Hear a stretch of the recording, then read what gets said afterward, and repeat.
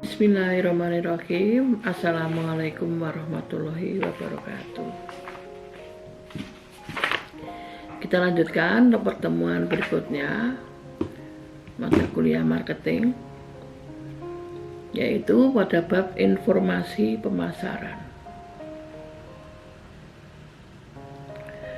Di sini informasi pemasaran meliputi ruang lingkup informasi pemasaran. Data atau fakta dasar pada banyak perusahaan belum dapat disesuaikan dengan kebutuhan. Informasi yang intensif untuk pemasaran yang efektif dalam perkembangan ekonomi modern ini.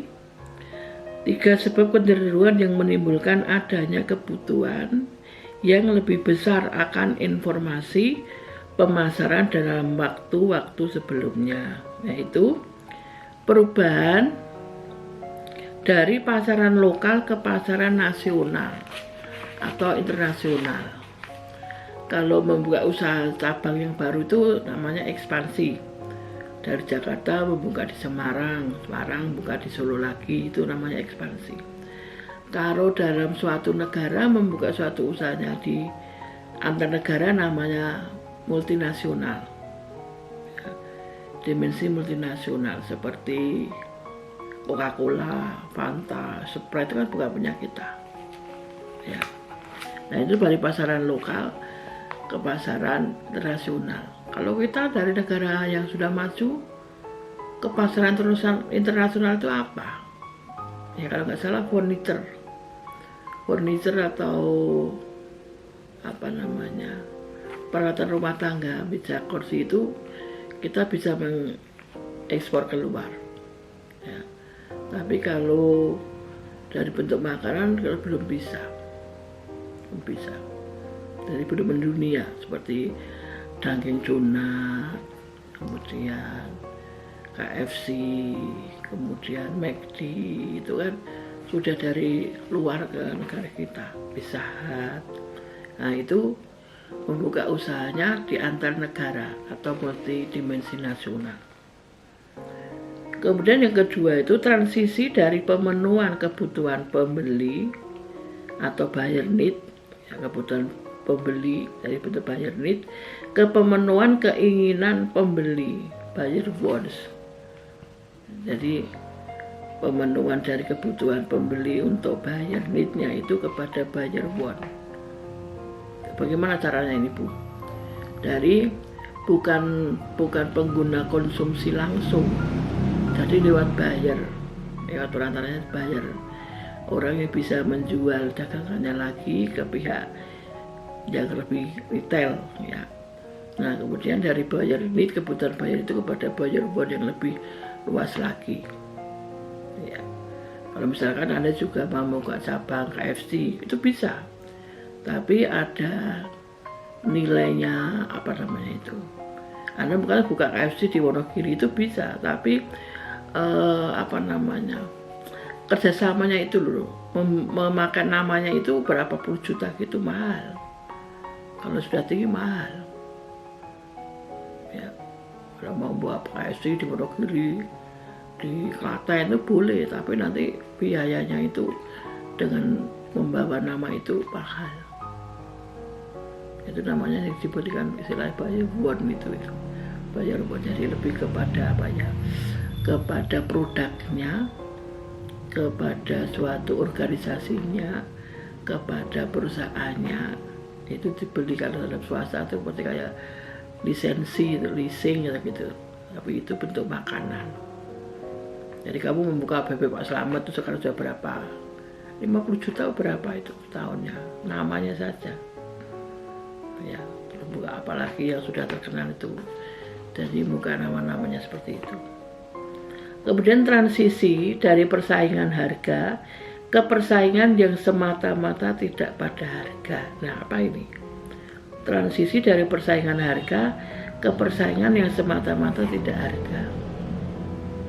Kalau sudah dari produk lokal tadi ke nasional atau internasional, harga itu sudah tidak dipikirkan lagi. Tidak persaingan harga. Oh KFC di Kartasura sekian, KFC di Solo sekian, enggak. Semua tidak persaingan harga. Harga beli sama. Tidak mungkin semua promo ya semua promo. Semua harga didiskon ya semua didiskon. Jadi penetapan price-nya itu sudah apa ya, sudah tingkat internasional. Bukan aku punya lisensi KFC sekian ratus juta per tahun, harganya tak ganti. Bukan lagi sekian tapi sekian, ya enggak, harganya tidak bersaing lagi. Tapi lebih kepada apa? Kepada kepuasan, pelayanan pelanggan, kemudian komplitnya itu rasanya, terus macam-macamnya itu juga hampir sama, kudu podo dengan satu negara satu, atau wilayah Solo dengan Wonogiri, dengan Klaten, dengan Boyolali harus sama. Ya itu rasanya, bentuknya, macam-macamnya, bukan lagi persaingan dalam bentuk harga. Kemudian informasi pemasaran yang dibutuhkan bagi pimpinan perusahaan meliputi segala informasi yang berkaitan dengan adanya kesempatan atau peluang memasarkan produk kita dan usaha-usaha yang dapat dilakukan untuk menggunakan kesempatan memasarkan produk kita tersebut. Nah, informasi pemasaran yang dapat dikelompokkan itu menjadi 5. Yang pertama, informasi pasar dan struktur pasarnya.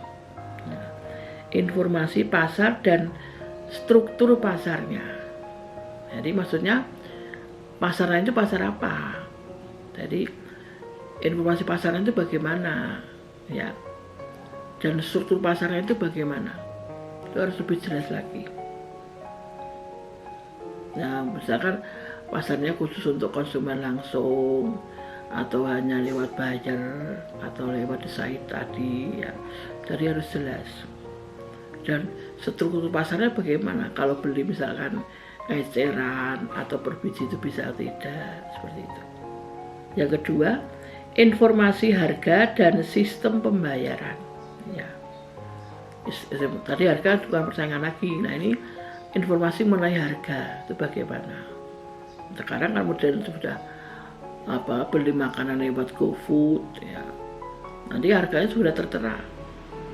Memang beda kalau harga dengan GoFood dengan harga di tempat di situ jelas lain, ya. Mungkin juga ada potongan diskon dan sebagainya, ya. Kemudian sistem pembayarannya bagaimana, ya, bayar di cash, langsung bayar, langsung terima barang atau bagaimana. Jadi harus dijelaskan lebih awal. Misalnya dengan GoFood itu harganya sekian, tambah ongkirnya dari sana ke rumah kita berapa jarak jauhnya sekian, totalnya sekian. Jadi kalau sudah aplikasi oke, berarti sudah memenuhi, sudah sudah mau dengan persyaratan itu, tidak ada komplain. Yang ketiga, informasi produk dan pengembangan produk, ya, yang dibeli tadi, yang dijual itu macam-macamnya produk apa, dan nanti ada pengembangan produk. Setiap saat juga, walaupun kuliner makanan itu punya punya spesial tersendiri. Jadi ada pengenalan baru, misalkan produknya baru ini, produknya baru itu. Ada juga kalau beli ini free minuman ini misalkan, itu jelas, itu menarik pembelian, ya.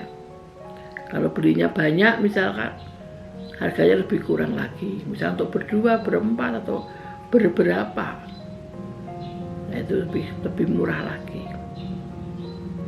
Kemudian yang keempat itu informasi advertensi dan promosi penjualan. Advertensi itu periklanan, ya, informasi iklan atau promosi dan promosi penjualan, ya.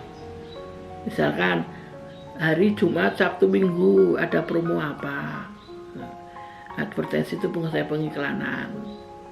Ini akan dijual ini dengan tambahan produk ini akan dijual dengan diskon sekian, jadi harganya sekian. Jadi ada menariknya seperti itu.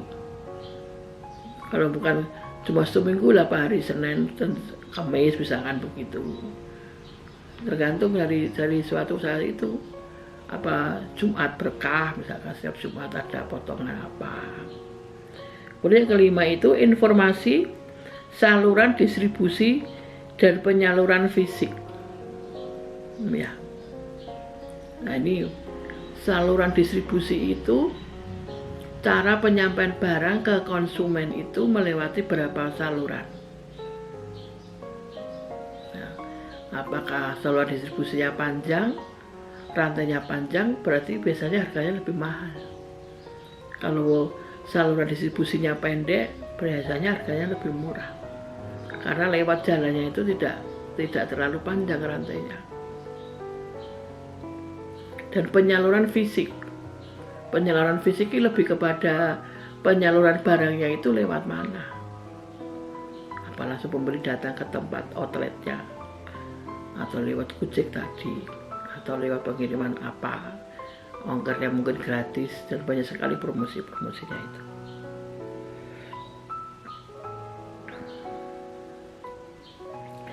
Kemudian kalau dilihat kebutuhan dan pengumpulannya, informasi pemasaran bisa dibedakan, yaitu atas informasi pemasaran yang rutin atau secara berkala disampaikan kepada dan diterima oleh pimpinan. Yaitu kalau rutin, ya, ada perubahan apa, ada perubahan harga, perubahan desain, perubahan motif dan sebagainya. Kemudian informasi pemasaran yang penyampaiannya atau penerimaannya sewaktu-waktu dianggap penting oleh pimpinan bidang pemasaran atau perusahaan. Ya, ini sewaktu-waktu dianggap penting. Misalkan perubahan harga, perubahan desainnya, ya, cara pembayarannya, nah itu akan diberikan sewaktu-waktu kepada pimpinan bidang pemasaran atau perusahaan kalau ada perubahan itu. Kemudian dari pengertian dan konsep sistem pemasaran ini ada beberapa sistem informasi pemasaran dari sudut perusahaan. Jadi kotakan kiri itu ada perusahaan input output, sebelah kiri kotakan itu ada perusahaan input output. Kemudian sebelah kanannya itu ada pasar. Ada pasar yang dituju atau marketing mix. Kemudian di bawahnya itu ada feedback, umpan balik. Jadi bagaimana perusahaan antara input output terhadap pada kondisi atau pelayanan di pasar itu. Jadi feedback atau umpan balik, ya, feedback atau umpan balik. Jadi pasarnya itu apakah menerima apa tidak. Kemudian perusahaan itu dengan input outputnya bisa diterima di pasar tidak, dari timbal baliknya. Maka hari ini bisa dievaluasi. Itu dilihat dari sistem informasi pemasarannya dari sudut perusahaannya. Kemudian kalau dari sudut manajemen pemasarannya bagaimana, Bu? Nah, sebelah kiri itu ada kotakan manajemen pemasaran. Manajemen pemasaran itu punya rencana, punya operasi. Rencana lanjut ada perencanaan, ada pengawasan. Kemudian ada operasi dan supervisi pelaksanaan. Jadi rencananya itu perencanaan bagaimana, pengawasan bagaimana. Kemudian dibandingkan dengan operasi atau supervisinya itu bagaimana. Kemudian sebelah kanannya lagi, kotakan di tengah itu ada output, pengeluaran dari manajemen pemasaran itu sendiri. Baru kanannya paling kanan itu ada pasar atau dari produk sendiri dan saingan. Ya. Dari paling kanan itu ada pasar atau dari produk sendiri atau dari saingan. Baru kemudian ditarik keduanya itu paling kiri dan paling kanan ada feedback atau umpan baliknya bagaimana. Setelah ada perencanaan, setelah ada operasi supervisinya, kemudian dibuang atau dilempar di pasar, ya itu bagaimana, outputnya itu bagaimana produknya, kemudian di feedback atau umpan baliknya itu apakah pasarnya menerima apa tidak, menerima produk atau barangnya itu apa tidak. Nah kalau tidak bagaimana, Bu? Ya kalau tidak harus dievaluasi, kenapa kok pasar tidak menerima produknya, apakah harganya terlalu tinggi atau terlalu mahal, apakah kualitasnya tidak bisa bersaing dengan pasar yang ada di luar, ya. apakah desainnya kurang menarik dan sebagainya. Itu adalah feedback atau umpan baliknya.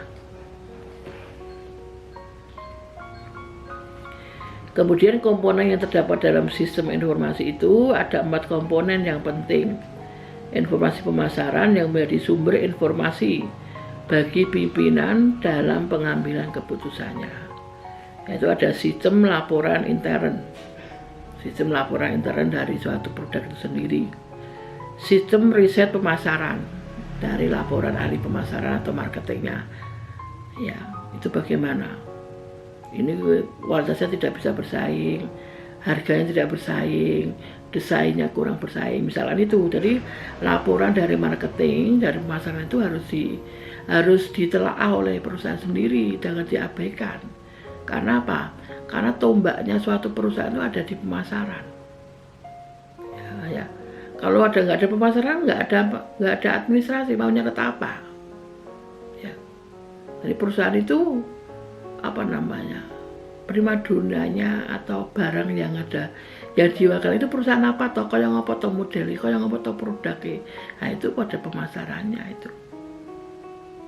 Ya, jadi pada produknya itu yang ditawarkan kepada pasarnya itu sendiri. Kemudian ada sistem kecekatan atau daya pemikir pemasaran. Ya, itu lebih kepada personalnya. Jadi personal marketing itu bisa tanggap atau tidak, bisa mengambil strateginya tidak, bisa menentukan teknik ya marketingnya apa tidak, karena sama-sama pemasaran kemudian diuji.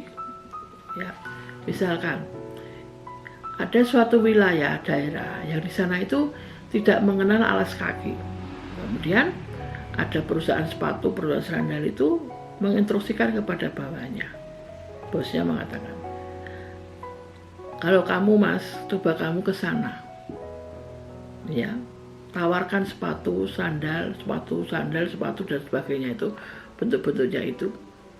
Si marketing mengatakan masalahnya, nggak sanggup bos, sana aja nggak pernah pakai sepatu, pakai sandal, pakai sepatu nggak pernah. Nah, itu si marketing yang satunya. Yang satunya lagi tenaga pemasaran satunya mengatakan, kamu nggak sanggup, enggak. Ya itu mengatakan, siap bos, saya bawa semua, sepatunya saya bawa semua, sepatu sandal saya bawa semua, sandalnya saya bawa semua. Halo, wong sana aja tidak pakai sandal, tidak pakai sepatu, kok kamu mau masarkan di sana? Nah si ahli marketing tadi mengatakan, saya pertama-tama tidak akan memasarkan dulu, tapi saya menjelaskan dulu bagaimana pentingnya menggunakan alas kaki itu agar sehat, agar tidak sakit, ya kan? Nah setelah dijelaskan, maka dia mengambil kesimpulan sendiri konsumen itu. Oh bahwa kita itu sebaiknya pakai alas kaki, entah butuhnya sandal, apa sepatu. Nah maka syarat sudah dikerubuti, dibutuhkan sepatu, sandal dan sebagainya. Nah maka kemudian marketing mikir lagi, sana itu kan orangnya menengah ke bawah ekonominya. Bagaimana dia akan menentukan harga?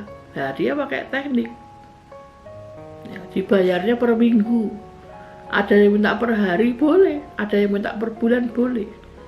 Yang penting dihitung value-nya, nilainya harga itu dengan sistem pembayarannya, dia lebih pintar. Kalau kan harganya sekian, kalau dibayar per hari sekian, kalau per minggu sekian, kalau per bulan sekian, yang penting kan laku. Nah, itu adalah marketing satu dengan yang lainnya itu berbeda, daya pikirnya itu berbeda. Ya, harus punya apa artinya SWOT, strength, weakness, opportunity, trust. Di situ ada kesempatan, di situ ada peluang, di situ ada kekuatan, di situ ada kelemahan juga. Maka suatu saat pasti itu ada kesempatan, ada ancaman, ada peluang, ada kekuatan dan sebagainya. Harus tahu di mana peluangnya, di mana ancamannya, di mana kekuatannya, ya harus tahu. Kemudian yang terakhir itu mengenai sistem analisa atau analisis pemasaran. Nah setelah itu dibuat analisis pemasaran.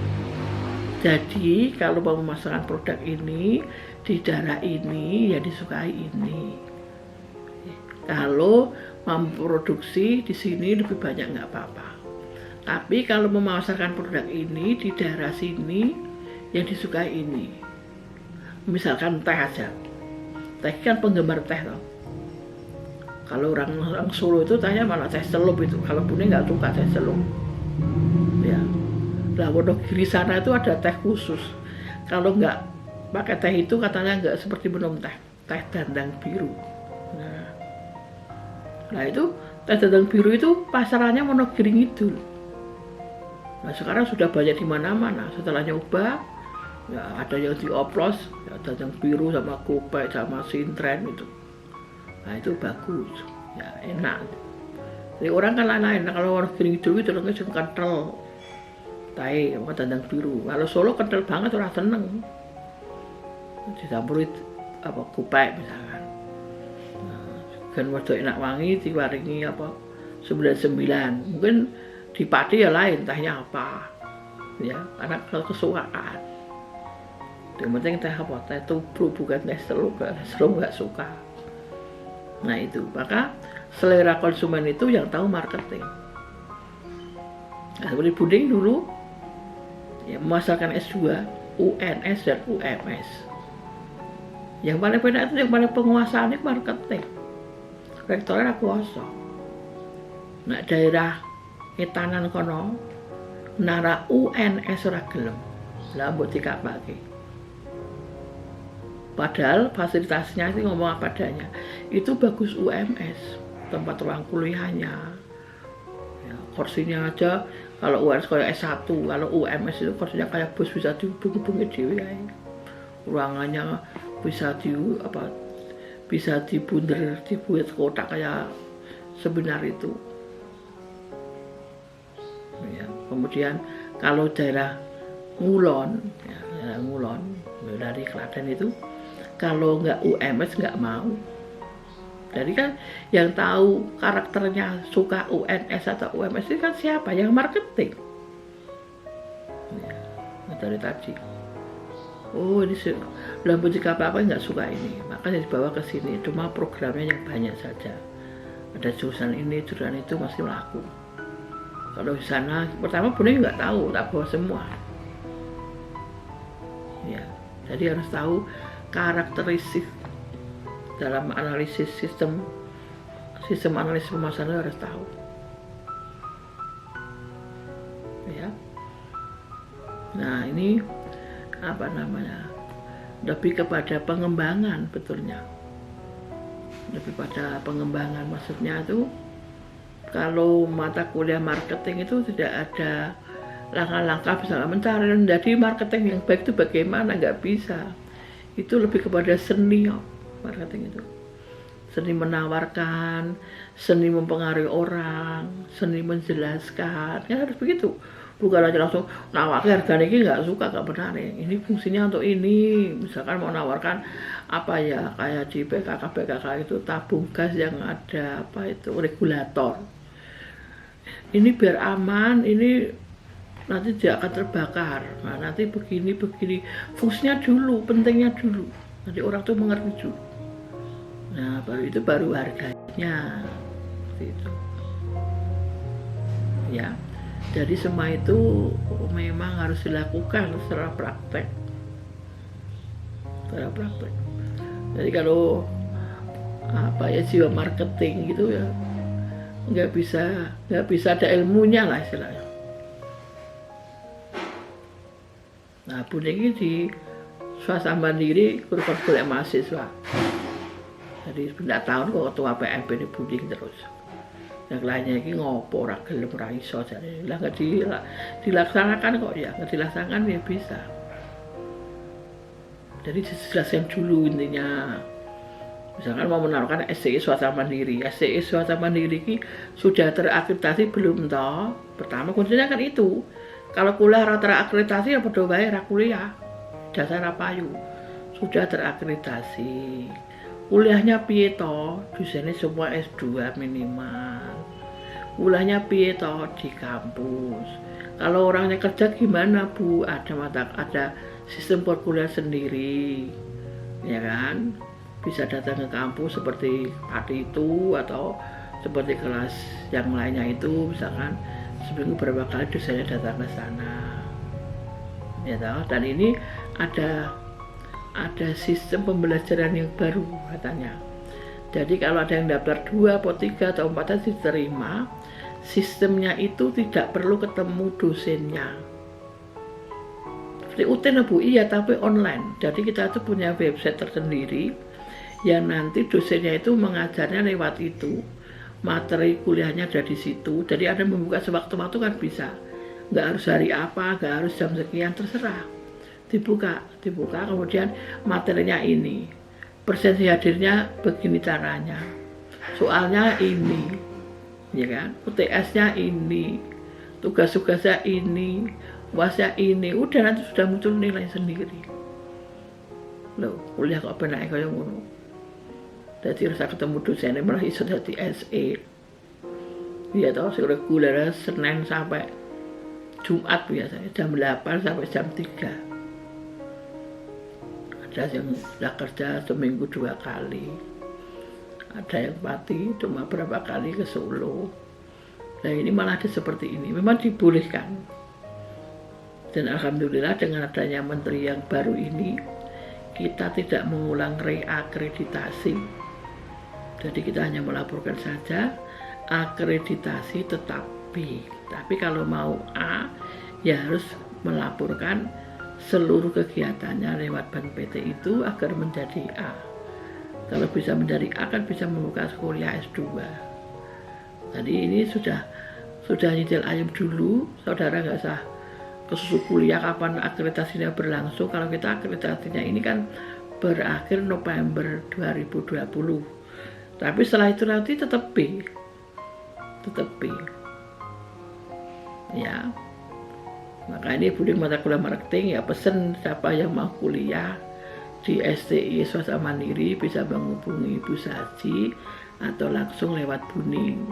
Dengan model nggak usah pakai kelompok kuliah. Jadi kuliah lewat website itu loh. Jadi nggak usah ketemu dosennya.